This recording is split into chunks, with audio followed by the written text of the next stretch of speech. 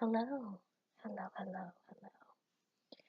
I think that I'm going to do this video a little more soft spoken. I know that my mic situation isn't really the best, but until I can get the Yeti of my dreams, which I look at pretty much every day, guys. I'm working on it, I promise. Then you'll be able to hear every single little whisper. I have so many videos that I have researched and prepared for. I just can't stand not to film them. And so I'm going to try this, and you guys can let me know what you think. Only Rennie told me that this mic was a little bit better than the other one. So if you have an opinion, please leave it down below so that I know, because I don't know what you guys' quality is as opposed to my quality. I just have a little laptop. It's not fancy smancy. There's people walking outside my house.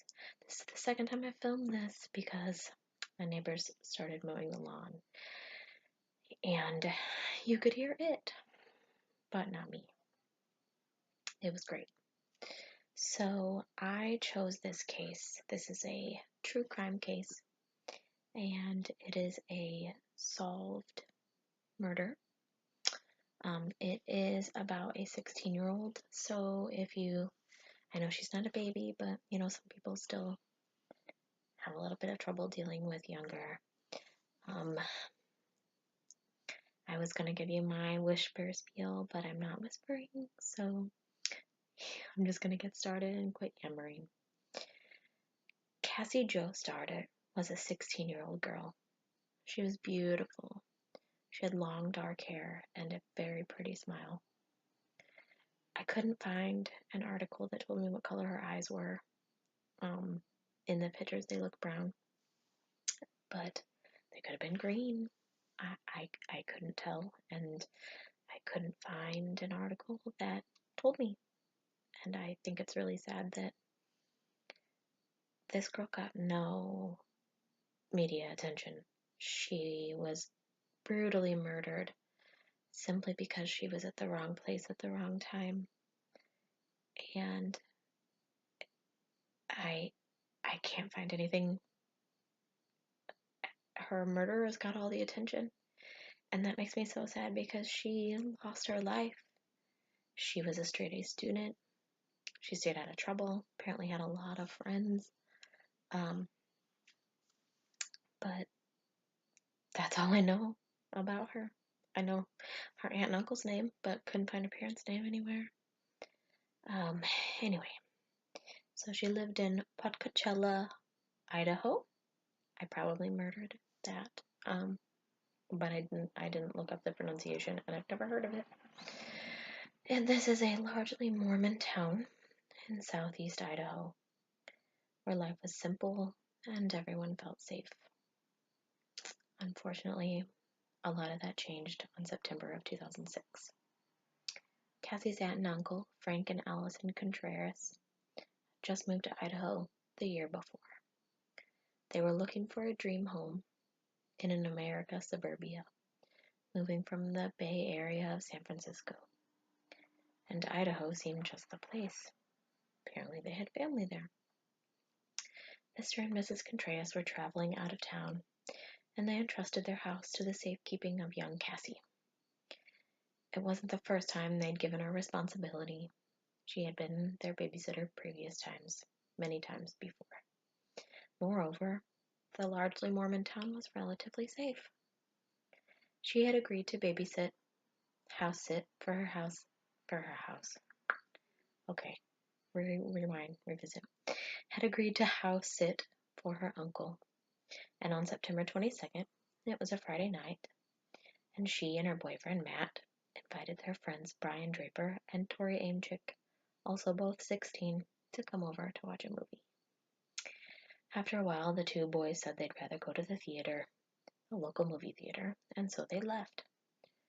Unknown to Cassie and Matt, they didn't exactly leave. They had come to examine the house and make sure that the back doors were unlocked, and then they drove away to wait. Approximately 15 minutes after Tori and Brian departed, the power at the house went out. Cassie and Matt were finishing the movie, and at the time, Matt called his mom to ask permission to stay the night as Cassie was frightened. However, she denied his permission and picked him up a short while later, roughly around 10:30. I should really leave my hair alone, huh? I'm a fidgeter. Sorry. When Matt was about to leave, he called Tori to inform him that he would be going home. I don't really know why he did this. I don't really call my friends to tell them I'm leaving. Other friends is like, if you needed a ride, maybe, or I don't know. Was he coming over to stay the night? I couldn't find any interviews from the boyfriend or any explanation for why he did this. So after Brian and Tori learned that Matt had gone home, they re-entered the house. When they entered the home, Brian cut the lights of the circuit breaker, making the house obviously pitch black. While they hid in the basement, they hoped that Cassie would come downstairs in order to put the power back on. However, she was probably too frightened to go downstairs, and at 16, I don't really think I knew, oh, let's go check the breaker box and see if something happened. I would have waited to see if it would have come back on, which is most likely what she did. So they went to her. They were disguised in multicolored masks and dark clothing. They went upstairs into the living room and proceeded to attack her. The autopsy revealed that she had been stabbed approximately 30 times with a knife. 9 to 12 of these wounds were fatal. It's pretty terrifying to me that classmates would attack classmates in any case, school shootings, situations like this. But what makes it even more terrible, to me anyway, is the night before the murders, Brian and Tori recorded a video. And in this video, they express their excitement at having a plan to murder her. They say, quote, "There should be no law against killing people." And they describe how they chose a victim. Quote, "She's our friend, but you know what? We all have to make sacrifices." End quote. They laughed as they outlined their plan. She was to be alone in a big dark house in the middle of nowhere. How perfect could you get? Tori even claimed to be sexually aroused thinking about murdering her. They talked about another classmate that was going to be home alone that night, and they discussed going from Cassie to this other classmate and another, and just they talked about it being a slaughterhouse and how they were going to go down in history. They were going to be like the Scream movies, except in real life. They were going to be murderers like Ted Bundy or the Zodiac Killer, and then compared themselves to other people and said that those people were going to be amateurs compared to what they were going to be. It's kind of scary to me that a 16-year-old's life goal is to be a more notorious murderer than Ted Bundy. Because I've been listening to some Ted Bundy stuff, and his stuff is crazy. Anyway, they filmed a video the morning of the murder, and they said, for other future serial killers that watch the tape, good luck. Hopefully they don't have 8 or 9 more failures like they had, that they've tried 10 times, or they've never been home alone, or their parents have shown up. That's scary to me because how many of their other classmates could have possibly been murdered that didn't even know that they could have been murdered. Brian said, quote, "As long as you're patient, and we were patient and now we're getting paid off because our victim's home alone. I'm sorry, Cassie's family, but she had to be the one. We have to stick with the plan, and she's perfect, so she's gonna die." End quote. After these two boys murdered Cassie, I'm sorry, my dog bumped the camera. They filmed themselves leaving the scene. And it starts with Brian saying, quote, "I just killed Cassie. We've just left her house. This is not an effing joke." Tori relates that he's shaking. Brian says, "I stabbed her in the throat and I saw her lifeless body just disappear." Tori says, "Oh my God." Brian responds, "Dude, I just killed Cassie. That felt like it wasn't even real. It just went by so fast." End quote. Cassie was not found until Sunday. Her 13-year-old cousin found her on the living room floor. Detectives focused on the three people who were there with her that night: Tori, Matt, and Brian. They, with their parents, pulled all of them in for questioning because they were all underage, and a polygraph test. Matt, her boyfriend, passed the test, and he was ruled out as a suspect. Tori and Brian did not pass polygraph tests. This turned the focus of the case towards them. Initially, they denied any knowledge of the crime, but after two separate interrogations, Brian Draper told detectives a chilling story of murder straight from a horror movie. The two boys were immediately arrested, and the videotape was discovered, and it seemed to depict the two teens not only planning the murder, but celebrating it in their interrogations. Both of them blamed each other. Draper claimed he was in the same room with Adam Chick as Cassie was killed, but denied that he stabbed her. He later admitted to stabbing her, allegedly under the commands of Tori. They also revealed they had intentionally cut the power and that they'd never gone to the movie theater, instead just been waiting for Cassie to be alone so they could attack her.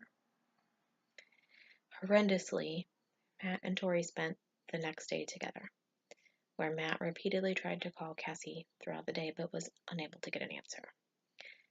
Now, I read varying accounts that he was either 16 or 17.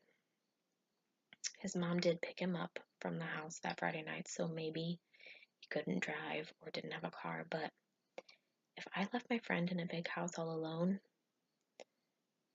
and she didn't answer the phone, my girlfriend, I guess, for 24 hours, I would have gone there. I would have had my mom drive me back there just to see if she forgot her charger. I would have gone there. But poor Cassie laid on that living room floor until Sunday when her family came home.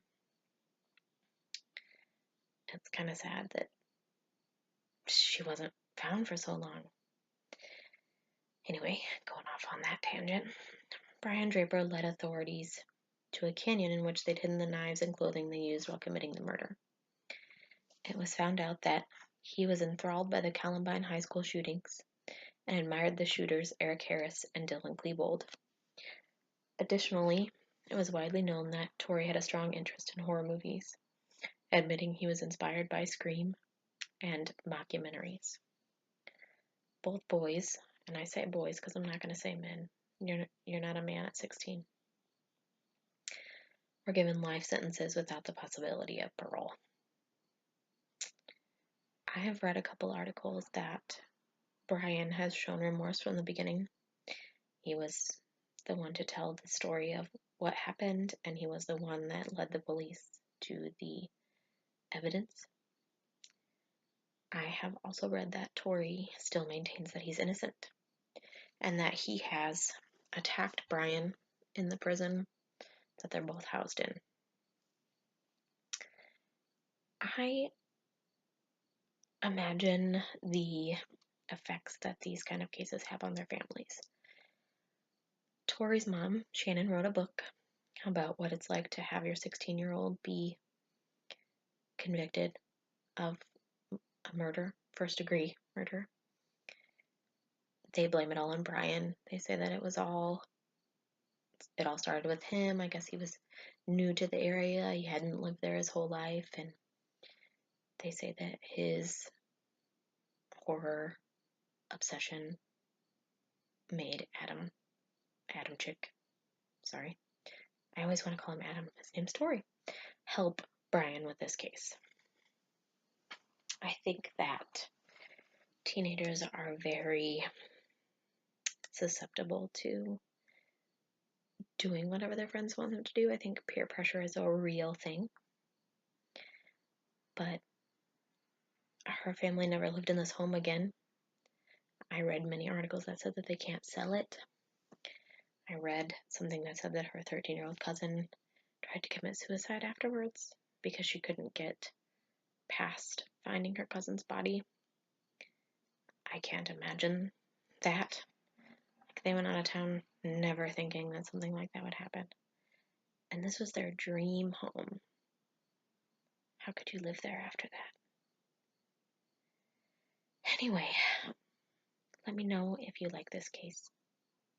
Let me know if you have any other suggestions. Do you like the soft-spoken, whispering, other mic, this mic? Like I said previously, might have been the last time I filmed it, Rennie was the only one that told me that she liked this mic better. And I appreciate you so much. Your little comments on everyone's videos just give me such a positive vibe, and I hope that my channel gets to be as big as yours is one day. You probably don't think it's big at all, but if you like this video, please like and subscribe so that I know that you're out there watching and I'm not just talking to myself. Let me know what you think about this case. I know it's not really a mystery, but I like to hear everybody's opinions. You guys are watching because you're interested in it, so let me know what you think. Leave a comment below, and I will see you next time.